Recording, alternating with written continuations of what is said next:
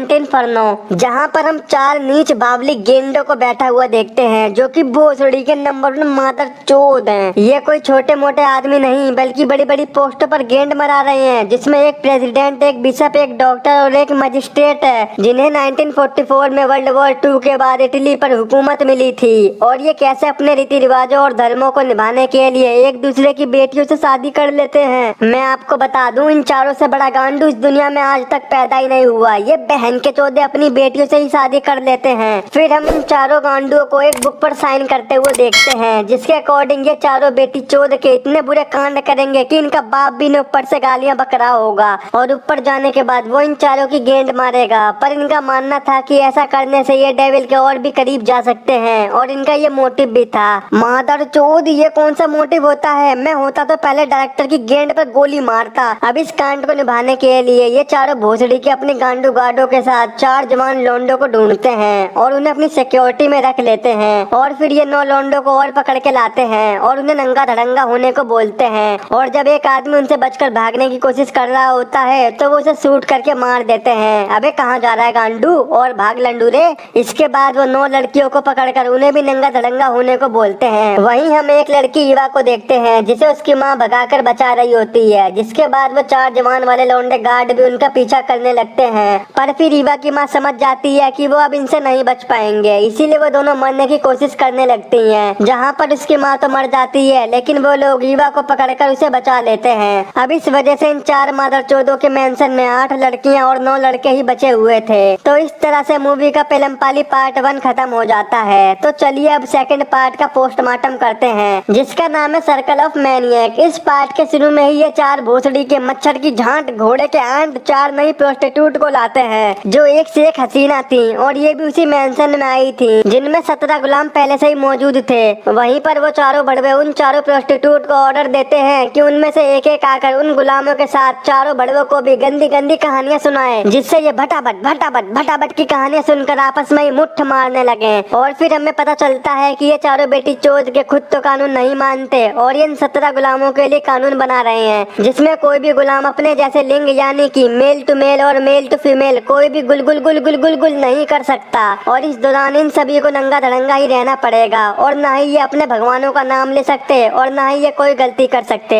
तो बाहर के घोड़ों ये कि अपनी गेंद मराए, ओ सॉरी यहाँ तो ये भी मना है। इसके बाद प्रोस्टिट्यूट अपनी लाइफ की एक से एक पेलम पिलाई गुल की कहानी सुनाती है, जिससे उन गुलामों को घंटा भी फर्क ना पड़ा हो। लेकिन इन चारों बहन के घोड़ों को उत्तेजना का भूत सवार हो जाता है और ये किसी भी मेल या फीमेल गुलाम को समय समय पर खुराक देने के लिए कमरे में भी ले जाते हैं। अबे भाई ये कौन सी बकचोदी है भाई? मैंने सुना है गे, मिठा, लेस्बियन, छक्का, लेकिन तुम चारों तो बहुत ही बड़े वाले गंड भेदक हो, लंड भेदक हो। इनका मन करे तो ये डेंगू मच्छर की भी गेंद मार दें भोसड़ी के चौदे। अब देखो एक क्या करेगा। उनमें से जो एक मजिस्ट्रेट होता है वो एक लड़की को जहरीली खीर निकालने को कहता है, पर वो लड़की तो बहुत ही ज्यादा छोटी होती है, जिसे इन सब चीजों के बारे में कुछ भी पता नहीं होता। अबे तेरी बहन का ठोकू, भोसड़ी की बच्ची है ये तो देख ले। भगवान कसम मैं वहाँ पर होता ना तो एक रैप्टे में इसका मुंह निकाल देता, भले ही मेरी जान चली जाती। वहीं वो लड़की कहती है ये क्या होता है, तो वो कहता है छोटी बच्ची हो क्या, जिस पे वो लड़की उसे मन में कुत्ते का बच्चा बोलकर वहाँ से भागने लगती है। जहाँ मजिस्ट्रेट के साथ साथ कुछ गार्ड भी उसका पीछा करते हैं और फिर उसे पकड़ लेते हैं। और अब वो उसके साथ क्या करेंगे ये हमें आगे पता चलेगा। कुछ ऐसा होगा जो तुमने सपनों में भी नहीं सोचा होगा।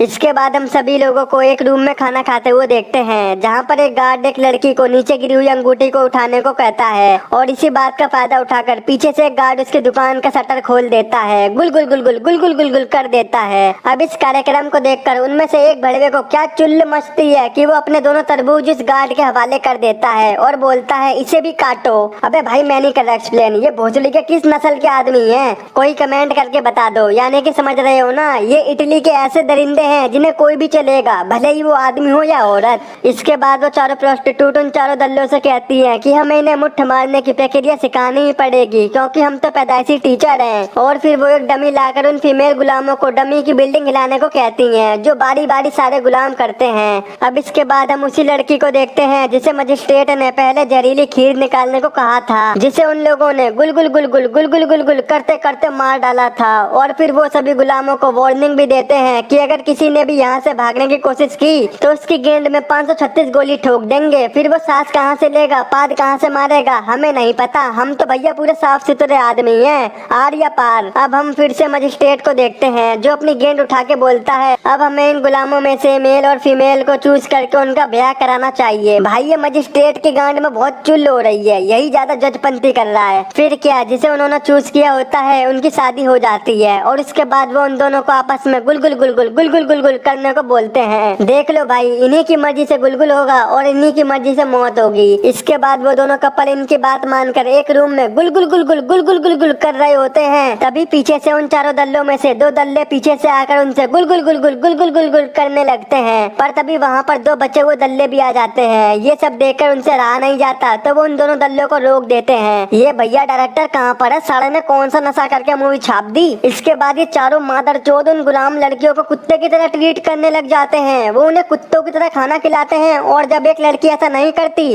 तो वो उसके खाने में कील मिलाकर उसे खिला देते हैं, जिसकी वजह से उसके मुंह से ब्लड आने लग जाता है। और ये बावली गेंड वाला पार्ट यहीं पर खत्म हो जाता है। अब आया है पार्ट 3 सर्कल ऑफ शिट। तो ये वाला पार्ट काफी डिस्टर्बिंग हो सकता है, जो तुमने कभी सोचा भी नहीं होगा। हल्के दिल वाले गिनने वाले अभी कल्टी हो जाओ। इस पार्ट के स्टार्ट में हमें एक कुलमुही प्रोस्टिट्यूट को दिखाया जाता है जो अपने बारे में सभी को बताती है कि एक बार मुझे अपनी माँ को ही मारना पड़ा था, जिस पर भड़वा जज कहता है कि बलिदान तो एक दिन सबको देना पड़ता है। इवन लोग ही बेवकूफ हैं जो माँ को ही अपना सब कुछ मानने लगते हैं। भोसड़ी के तुझे जज किन्ने बना दिया मादरचोद मच्छर की झांट। अबे भाई इन्हें कौन समझाएगा माँ की ममता, ये फॉरेन वाले ऐसे ही होते हैं। हम भारतीयों के लिए माँ तो भगवान से भी बढ़कर होती है। वहीं जज की बात सुनकर ईवा नाम की लड़की रोने लगती है। ये वही लड़की है जिसकी माँ को स्टार्टिंग वाले पार्ट में मार दिया गया था। उसे देखकर मजिस्ट्रेट काफी ज्यादा गुस्सा हो जाता है और तभी ईवा अपने भगवान का नाम भी लेने लगती है, जो कि इन मादरचोदों की नजर में एक बहुत ही बड़ा पाप था। तो फिर ये जज अपनी पैंट खोलकर वहीं पर सबके सामने पुदर पुदर पोटी कर देता है और वो उसे ईवा को खाने को बोलता है। मजबूरन ईवा को ये सब करना पड़ता है। इस सीन को देखकर तो मुझे भी उल्टी आ जाती है। तुम्हारी तो बात ही अलग है, स्पेशली लड़कियां तो देख ही नहीं पाएंगी। और फिर ये चारों दल्ले रोज गुलामों को यही चीज खाने को देने लगे और खुद भी यही खाने लगे। अबे मादरचोदो, ये सब तो ठीक था, पर बहन के घोड़ों तुमने ये भी कर दिया। मेरे पास तो अंगूरों के गुच्छों से भी ज्यादा गालियां भरी पड़ी हैं, पर दे नहीं सकता वरना यूट्यूब पर तुम ये वीडियो नहीं देख पाओगे।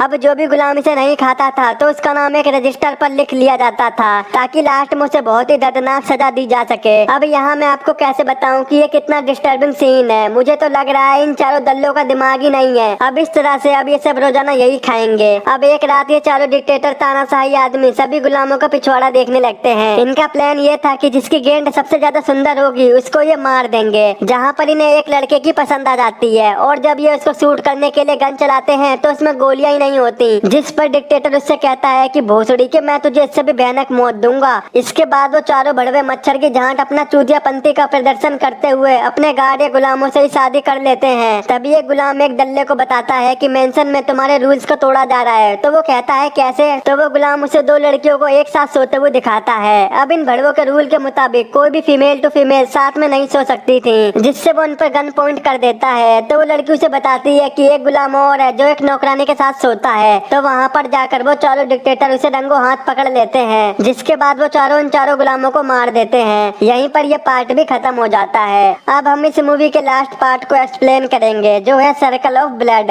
इस वाले पार्ट में हम उन चारों दल्लों में से एक दल्ले को एक चेयर पर बैठा हुआ देखते हैं, जो अपनी दूरबीन से बाकी बचे हुए गुलामों पर टॉर्चर करते हुए उन तीनों दल्लों को देखता है। और इन दल्लों ने जो 4 डिक्टेटर वाले गार्ड को अपॉइंट किया था, उनमें से 2 गार्ड हमेशा उस चेयर पर बैठे हुए डिक्टेटर को प्रोटेक्ट करने के लिए थे और बाकी 2 गार्ड उन दल्लों के साथ उन गुलामों पर टॉर्चर कर रहे थे। फिर पहले डिक्टेटर की बारी खत्म हो जाने के बाद दूसरा डिक्टेटर उस चेयर पर बैठकर दूरबीन से देखता है, जहाँ पर वो डिक्टेटर्स किसी का बकोटा काट देते हैं, किसी की गुठलियां काट देते हैं, तो किसी का पपीता काट देते हैं, तो किसी की आंखें निकाल लेते हैं, तो किसी की जुबान काट देते हैं। ऐसा करते करते अब लास्ट डिक्टेटर चेयर पर आकर बैठता है, जहाँ पर वो तीनों डिक्टेटर अपना चूतियापा वाला डांस कर रहे थे। और यहीं पर इन चारों मादरचोदों के कांडों के साथ ये मूवी खत्म हो जाती है। दोस्तों आई होप आपको मेरा एक्सप्लेन जरूर पसंद आया होगा। तो आज ही हमारे चैनल को सब्सक्राइब, वीडियो को लाइक और शेयर जरूर कर देना।